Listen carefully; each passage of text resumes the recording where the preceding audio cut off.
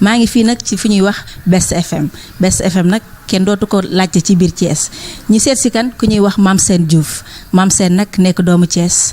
jaar fu nekk nekkoon animatrice bu mag ba tax tey ji mu diriger li nga xamante ni moo di organe de presse bu ñuy wax Best FM ñëw seet si woon ko waaye fekkuñu ko fi ndax lu ñu xam-xam Mame Sène rek am na ku ñu ko gën a xam ñu ñëw fekk fi ki nga xamante ni moo di borom këram nekk ci wetam ba muy metti ba tey jii mu continuer di nekk ci wetam mu nekk ñu koy wax Ousmane Diouf damay daal def rek nuyu ko bàyyi ko mu nuyoog téléspectateurs yi ñuy seetaan tonton Ousmane maa ngi lay nuyu. jërëjëf mademoiselle Ndoye maa ngi nuyu ñëpp di gërëm ñëpp vraiment di sant ñëpp franchement di kontaan également si ñëw bi nga xam ne yéen déplacé ngeen ñëw seet si Mame Sène fekk leen ko fi ngeen yem si man vraiment. tey jii Mame Sène nekk bokk ci ñi nga xamante ne lañ leen war a sargal le 9 mars fële ca Sams Prestige tey jii su ma la ne woon kan mooy Mame Sène ndax ñu bari xam nañ Mame Sène waaye tey jii qualité Mame Sène yaa ñu ko gën a xam défaut Mame Sène yaa ñu ko gën a xam tey jii su ma la ne woon Mame Sène mooy kan ana lan nga ñuy wax. Mame Sène Diouf ni ma ko xamee daal mooy c'est une jeune femme parce que turam dafa màgg ba nga xam ne doo gis da ngay defee mag la fekk du mag elle vient juste d'avoir la quarantaine ñu bari dañ koy dégg defe ne Mame Sène mag xam nga hors de loolu man bi ma koy xam je l'ai connu dans le cadre du service mais li ma ko xamee également honnêtement mooy xam nga li ngeen di wax Dóor waar man Dóor waar laa xamee Mame Sène mu liggéey mu dugg dans donc nekkoon agent commercial à Radio Dunia d'abord c'est par la force du poignet qu'elle s'est élevée dugg ci animation dugg fa dem Dakar elle a fait les beaux jours de Soxna FM ñu bari nañ xamul ne Mame Sène elle est beaucoup plus connue à Dakar qu'à Thiès parce que foofu ba mu fa nekkee Soxna FM ak Radio Dunia vraiment avec les Gagne Siri et les autres là elle a fait un passage à la RDV doo gisee ay film yi elle a présenté le journal jël spécialisé en wolof moom ak ñoom Bessel Bass ak ñoom Gagne Siri tous ces gens là ñoom Sidat ñi tous ces gens là ñoom Ali Saleh ñoom ñëpp ñoo ils ont travaillé ensemble même Awa Mbaye boobu sax décédé elle a fait un passage à Dunia Mame Sène ma xam nga ko et d'autres animateurs et d'autres donc dans le monde de la communication daal si la Dóor waar daal te nag liggéey na si daal parce que c'était pas évident mais dafa jàng bi mu duggee dans la communication daf ko ñefe quoi comme on dit dafa Dóor waar ba finalement ñëpp xam ko xam ne lii la nekk dugg na fi gën a ensuite après ba aujourd'hui mu nekk une femme sa qualité principale nag c'est la dignité c'est une maniaque de la dignité elle croit à la dignité lépp lu amul dignité Mame Sène bëgg ko daal man en tant que jëkkër man loolu laa ko xamee daal c'est-à-dire am na comme ñu wax fulla ak fayda xam nga les gens ont l'habitude de dire kay am fulla am fayda mais c'est pas am kiiw la am nañu boo xam ne ne wax fulla ak fayda mais amuñu ko sax mais fulaak fayda da nga koy dund des fois nit ki nga xam ne kii am na fulaak fayda quoi fulaak faydam mën na ko xañ añ mën na ko xañ reer mën na ko xañ promotion mën na ko xañ lépp parce que am na nu mu doon demee aujourd'hui Mame Sène elle a reçu beaucoup d'appels pour dem à Dakar mais dafay bëgg a toog si wetu jëkkëram comprendre loolu laa xam daal si Mame Sène daal en fait dañ koy wax sax ay am dame de fer parce que en fait gars yi dañuy jaawale dignité bi ak leneen quoi comprendre nga mais c'est pas une dame de fer c'est une bonne femme une femme de beurre la à la limite voilà. une femme de beurre la kooku waxi époux la mu nekk jàmbaar ci biir Thiès nekk ko gëm boppam nekk ko am dignité nekk ko am fulla am fayda ba tax mu agsi fii mu agsi tey jii su ma la ni woon ana lan la dund lu metti ci biir milieu bi avant moo agsi fii lan nga may wax. waaw nous avons vécu am na ay épisodes yu douloureux comme xam nga l'être nit ki ci àddinaam c'est donc la lumière et le jour. da ngay def tu es dans l'ombre parfois tu es dans la lumière dafay am du fekkee parce que da nga gëm yàlla da ngay comprendre ne c'est le cycle naturel de la vie moom mooy da ngay nekk dans l'ombre bi si yàgg nga jékki-jékki dugg dans la lumière du duggaatee dans l'ombre génn dem dans la lumière après c'est le déclin après c'est la mort tu rejoins l'autre monde philosophiquement noonu la ko expliquer mais am na ñoo xam du fekkee dafa metti rek dañuy wax ne dañu ne uti sëriñ ko wax nan ma ñaanal parce que vraiment ça ne va pas xamul ne il vient de quitter la lumière te neexoon na trop daal tu vis des moments exceptionnels yu neex a neex yoo xam tu as tout donc moment boobu da ngay wax kenn defal la dara tu es bien yu demee noonu xam nga da ngay kii di gérer jënd sa oto jënd sa kër gérer fi am jabar tu as tout réussi dafay neex mais dès que tu quittes la lumière pour aller dans l'ombre et ce qui est naturel day commencé wax nan ma ñaanal man kay cat ba ma jàpp wax ci léeg laa dugg na fi génn sam ba nga xam ne bon man ce qui est arrivé à Mame Sène en tant que son époux dama gis ne c'est des choses naturelles c'est-à-dire c'est par cette voie boobu rek la mënoon jaar c'est-à-dire que du fekkee dafa nekkoon dans la lumière à un certain moment à Dakar ba ñu xam ba jékki-jékki mu ñëw à Radio Dunia il y a vécu ay épisodes yu douloureux on les a partagés d'ailleurs maam Sène a vécu des affaires yoo xam ne finalement man sax dañ ma si boole waale. C'est des choses douloureuses yoo xam ne c'est déjà passé. Elle a quitté encore cette ombre là dugg dans la lumière mais après l'ombre c'est la lumière après la lumière c'est l'homme ainsi ba cycle vie bi jeex noonu la demee daal loolu laa daal la xam ne mais nag ce qu'elle a vécu tu sais les grands hommes ñoom ñëpp ils vivent dans leur vie dans leurs derniers instants même dans leur vie dañuy vivre la trahison donc ça fait partie de la vie la trahison bon ba nga xam ne finalement dama ne ko maam ma ne ko waaw ma ne ko la trahison ma ne ko waaw ma ne ko da nga koy boole léegi dans tes bilans de fin de mois doo dem marché da nga jëndaale doo bindee saabu bind ceeb bind yëpp bind trahison parce que lu ñu war a boole si àddina si la bokk quoi voilà c'est naturel daal donc léegi li mu vivre noonu elle a vécu dignement assez stoïquement franchement bon et puis léegi tàmm na ko daal ça l'a forgé et ça l'a aidé à devenir une autre dame qui aujourd'hui si elle n'avait pas vécu ces trahisons là si elle n'avait pas vécu par exemple ces douleurs là elle ne serait pas la dame qu'elle est aujourd'hui. Elle s'est renouvelée, elle s'est affirmée, elle s'est bonifiée dans la douleur et c'est important. xam naa ne bala maa jàll ci gën a xuus ci waxtaan bi dama daal di jox sama càmmiñ rek ndax nee naa ni Mame Sène nekkul koo xam ne dañ koy présenté fii Thiès d'ailleurs sax ba ma ñëwee ba dugg biir Best FM ma ne foo nekk dama ne Best FM laa ne ñu ne ma am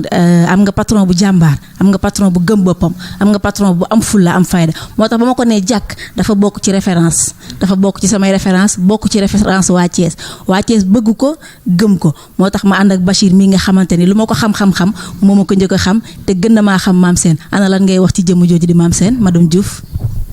jërëjëf soxna Awa may faral di wax naan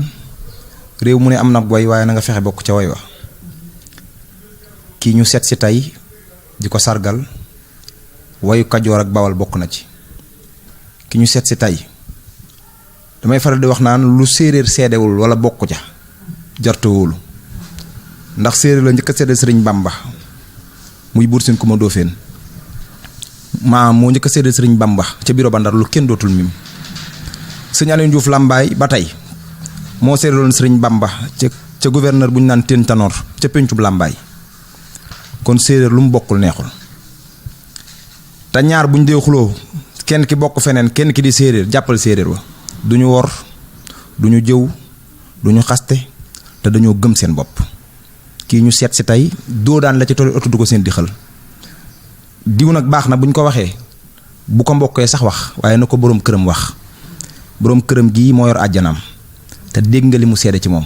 kon loolu day wane ni Mame Sène ku gëm boppam la ku xam mooy kan la ku xam ni wax naa ko sànq nee naa histoire dootu ko fàtte histoire li jigéen def góor defu ko jigéen a njëkk a gëm Rasulullah muy soxna Xadija jigéen a njëkk a joxe bakkanam ci lislaam muy Sumaya jigéen a jur ñu baax ñi jigéen a jur Alaaji Maalik moo jur Sëriñ Tuubaa moo jur Bu Kunta Njaasaan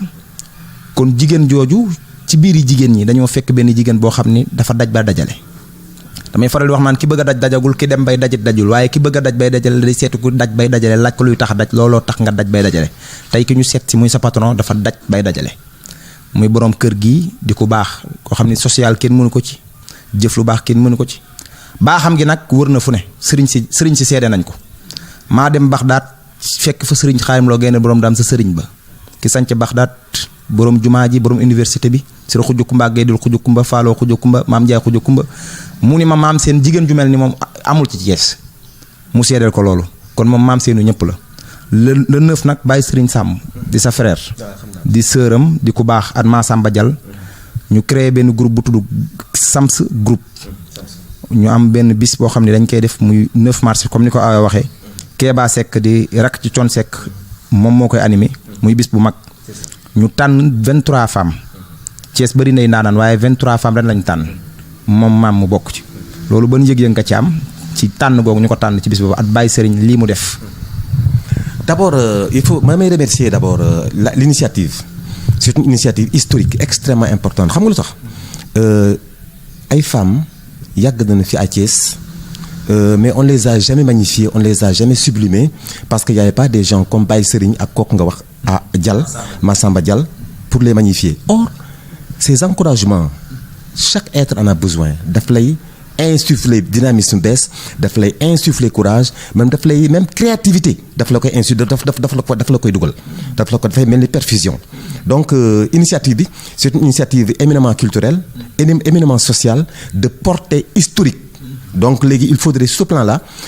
wane ne à Thiès il y a un renouveau culturel. renouveau culturel bi dañ koy féliciter Baye Serigne. on a vu sur le plan culturel parce que moi je suis culturel beaucoup de gens dañuy wax ne moi j'ai la parce que être culturel c'est être extrêmement sensible. damay déglu sax émission yi salsa yi. léeg-léeg ma xaw ci voilà très bien donc léegi seetlu na ne Baye Serigne mi mu ñëwee ba tey sur le plan culturel il fait beaucoup d'efforts. Bon il appelle day créer ay espaces de socialisation culturelle dana fexe boole les acteurs de la culture ensuite maintenant di leen sublimer maanaam di leen sargal à chaque fois que ñu def lu baax mais loolu c'est important il faut le saluer et lii mu def pour les 23 femmes là pour magnifier leen est au-delà de la culture dafa am sax portée économique parce que nit ki du fekk dafa liggéey ba noppi nga remercier ko tax mu encourager wu li mu def benn da koy def 10. donc bon sur le plan politico-culturel économique nañu remercier donc l'initiative prise aujourd'hui et mise en application par Baye Serigne ak Kok Dial Massamba Dial pour Mame Sène nag bon si du ma wax ne xam nga Mame Sène moom mooy wax ba su nekk ne ma baado la mooy xam mooy lan ma ne ko waaw mun lu la jox rek nga ne yaa ko yeyoo xam nga donc duñu relativiser bon Thiès la lui doit un peu parce qu'elle fait beaucoup d'efforts pour Thiès du avant mi tëdd nii day dama nga toog ne ko Mame Sène mais bàyyil di toog di xalaat mu ne non il faut que je pense pour demain il faut qu'il pense à Thiès comprendre nga thème température thème Fatou Gueye lii ak là de quoi on doit parler et elle fait des recherches et c'est important parce que thème doo ko rek doo jékki-jékki jóge fa ñëw toog asalaamaaleykum non li ngay wax il faut nga xam ko te bala nga ko wax il faut nga jàng ko donc tous les jours surtout du fekk da ngaa bëgg jàngal nit ñi il faut nga jàng ci guddi gi ba xam ko suba nga doon ko jàngal pour en cas du laajee donc xam nga c'est un travail de tous les jours loolu tax mooy tax également ñoom ñu muy am xam-xam parce que dama ne ko si Mame Sène voilà man daal jaaxal nga ma quoi man seetlu naa ne li may gëstu mu ëpp li gëstu mi am na yu bari yoo xam ne même sur le plan géopolitique damay poser benn question des fois mu répondre ma après j'ai trouvé le secret ma ne je comprends c'est-à-dire que doo def température chaque jour le soir da nga recevoir par exemple ay leçons yoo xam ne si jóge na 50 personnes parce que téléphone ngay ubbi ku si nekk wax la xalaatam 50 personnes par jour pendant la semaine ça fait 350 avis yu dugg benn boppu nit day am xam-xam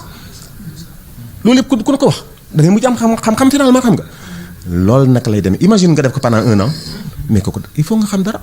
léeg-léeg ëmp du bari comprendre nga donc ne serait-ce que ces efforts-là ne serait-ce que la radio qu'il a implantée à Thiès et ce n'est pas évident c'est pas aussi facile parce que implanter une radio à Thiès avec des concurrents à Dakar alors il faudra même remercier Thiès Latir c'est Latir aussi xam nga c'est un combat sans fin parce que nous n'avons pas de moyens les trucs à Thiès n'ont pas beaucoup de moyens ils font face à des adversaires qui ont des moyens et qui sont à Dakar il faut ajouter à cela le complexe des Thiessois tu as vu cette initiative-là heureusement que vous l'avez pris mais des gens par exemple appartenant à des trucs Dakar mënuñu jël ko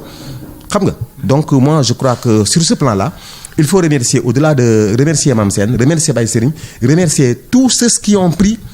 qui ont aidé à prendre cette initiative-là salut le dynamisme bi nga xam ne moo leen animé la créativité vraiment sant bu baax wax ne kontaan rek lañ mën def ci choix bi ñu def ci Mame Sène et les autres